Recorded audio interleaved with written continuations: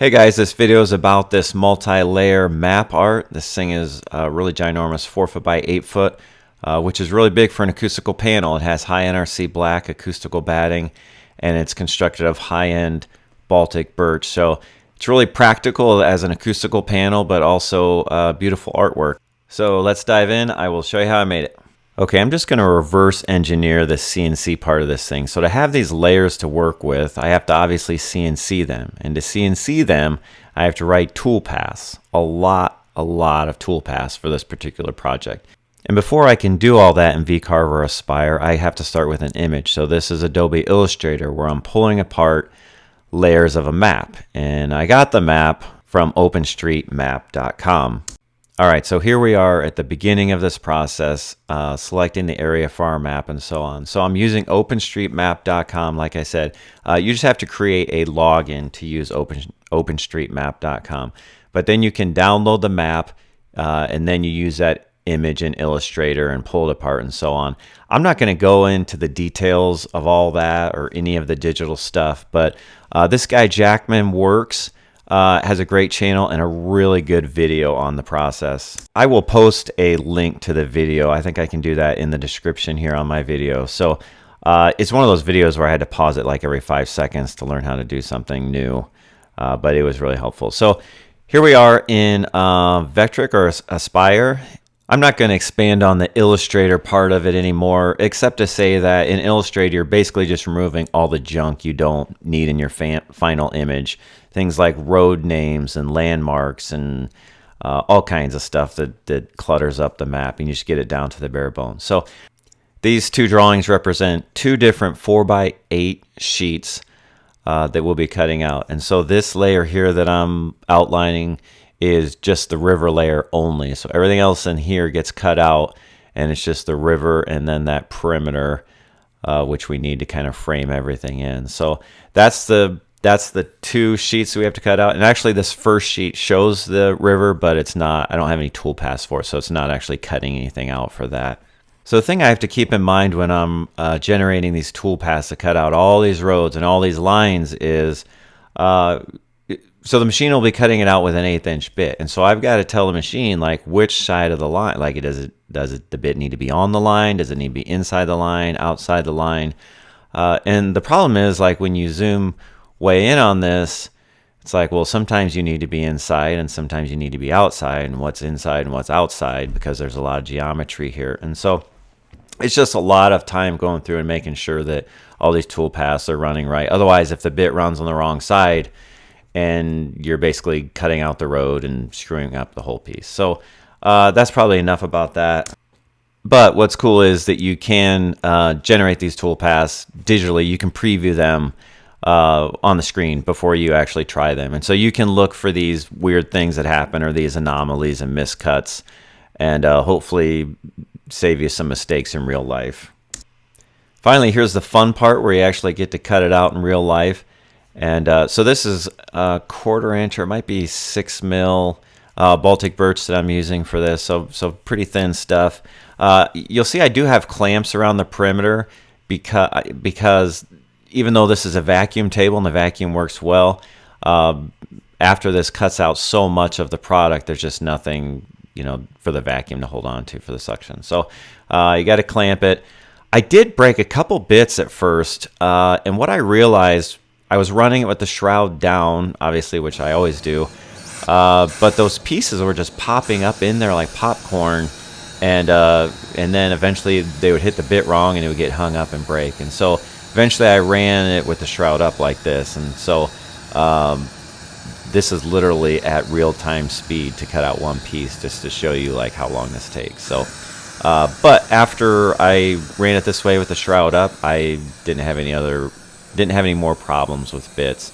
And I kind of babysat it a little bit and blew a lot of this dust out of the way so it didn't look like this. The dust doesn't hurt anything, but those pieces, if they get popped out and hang up the bit, then that's the problem. So let's kind of race through the rest of this. It's just more of the same, but you can see I'm kind of using compressed air just to blow the little pieces and the dust out of the way. So really, really cool. I was really pleased with it at this point. It was really coming together. And so this is the finished layer. So there's kind of that open swath there where the river will flow through some of that later and fill that in. And so here's another sheet of that thinner 1/4 inch stuff, and we are just cutting out the river layer, which obviously is just the river, but then we also have to leave that, I think it's like 1.5 inches around the perimeter that I left, just to kind of fasten everything together and make it uniform at the edge. So I wanted contrast between the layers, so I was going to stain the river layer. And so I was trying out some different colors, seeing what they would look like underneath my top layer. And I chose one that was kind of boring, a little more natural looking, because I thought it would look good. And so this is just me staining that river. I don't have to stain the perimeter because that's kind of sandwiched in and not shown. And so after I stained it, I just sprayed it with lacquer to seal it and finish it. So with a few coats of lacquer, the river layer is completely finished.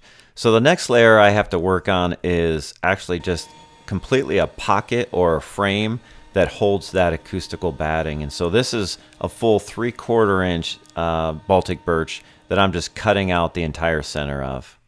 And so that's what it looks like after it was cut out, which works good because I make Baltic birch cabinets, so I can reuse that whole piece. So I'm just gluing the entire perimeter of this side and kind of spreading out the glue. And then I'm going to glue this 3/4 inch frame onto a 1/2 inch backer of the same. So I have the same Baltic birch, just a solid 1/2 inch piece, untouched, and I'm gluing this frame on top of it. And then I'm going to clamp it and screw it down. I can screw this layer because the 1/4 inch layers go on top of this and you won't see the screws. I didn't record myself doing it, but I placed this acoustical backer in there. The only thing that I did to kind of fasten it was I sprayed 3M 77 spray adhesive in there. And that's the kind of the unfinished edge. I'll cut that off later. One thing that there is a ton of on almost any project is sanding, and I never show very much of that because who wants to see anybody sanding? But I did sand this. What's really good for this, 3M makes like a flexible sandpaper. You can get your fingers in and around all that. I wanted to keep it square, but take the edge off. I did not stain the top layer, the road map layer. I just wanted it to be completely that natural birch. But I did finish it with lacquer, and so that's what we're spraying here with through an HVLP, high volume, low pressure sprayer, and just kind of protects it and just makes it pop a little bit, especially that Baltic birch edge. A lot of overspray on a pattern like this. The next morning. All right, guys. I woke up 15 minutes ago, and here I am at work. Just another day. Okay, so here's this map I've been working on. Just sprayed lacquer on it, and I'm here on a Saturday morning quick. I got like an hour to see if I can put this thing together. I'm just excited to see what it's going to look like. So that's the face. That has nothing to do with this project, but that's cool. And let's go over here. I can do this. Here's a layer that I'm going to put underneath. That is the river that runs through town, and I put a little bit of stain on it, made it a little bit darker, and lacquered that too. So I think that's going to look cool to have kind of this 3D multi-layer thing. I'm just not sure how well it's going to stack on top of this acoustical batting. So here we've got this panel that is pocketed out for this 1-inch acoustical batting. So this is actually like not just kind of a work of art or something cool to look at, but it's also an acoustical panel that will absorb, I'd have to look this up. I'll bet this stuff has an NRC of at least 70, which means depending on the frequency, it's going to absorb 70% of the sound that hits it, as opposed to like drywall, painted drywall, which would be like less than 5%. So that's what I do in my normal work life. I do a lot of acoustical treatment and ceilings and stuff like that. So this is kind of the merger of some of my hobbies and what I do, is seeing if I can make a really cool acoustical panel that's kind of custom, because actually I have sold some people on doing a few of these for their restaurants or businesses or whatever, and so I'm kind of doing one for myself to try out first. So my only reservation is so I've got a 3/4 inch pocket, and I've got 1 inch acoustical batting, so it's a little proud. I mean, it squeezes, but the way it wants to sit, it's a little proud of that. And so this layer gets me another 1/4 inch before the top layer, so it's perfect, except where the river runs through. That part is probably going to be pushing on the batting a little bit, and so I could score a little bit beside that and let it. I don't know. We'll see how it goes, but I'm just excited to see what it looks like. All right, so I dragged this thing off the CNC table onto my working table here and put the layers on. And this is the first time I've seen this thing together, and it's really cool. It's awesome. So it's successful test with a loose fit, and so obviously I take a selfie with it to send my friends and pretend like I'm done. Anyway, so pull them back off. Everything fits, and so now it's time to glue it up and put it together. Using the pin nailer to tack it in a few places, and so then I can fully clamp it down, make sure everything's tight, and then really nail it off. The reason I tacked it first was just because sometimes that glue will slide around when I try and clamp it. And so anyway, so kind of the same process here. I glued that perimeter, and I made dang sure that I didn't put too much on that would leak onto that black part, and just clamping it and nailing it off. The next day. Always fun to take off the clamps the next day and see what it looks like. So pretty good. The edge is messy, and I expected that. I didn't clean it up because I knew I was cutting it off. But just to kind of show you what this consists of, we have our 1/2 inch backer, which is just a solid piece of Baltic birch. Then we've got the 3/4 inch pocket, which was just the frame that holds the acoustical material. And then we've got the 1/4 inch river layer, and then we've got a 1/4 inch map layer for the very top. And so all those things together equal 1 3/4 total thickness. You look at that thick solid edge and you think, man, this thing's going to be really heavy, but it's actually light. It doesn't feel much heavier than a 3/4 inch piece of plywood. So I'm going to cut the edge off, but I don't want any dust to get down in there. I don't have to clean it up, and so I just protecting it.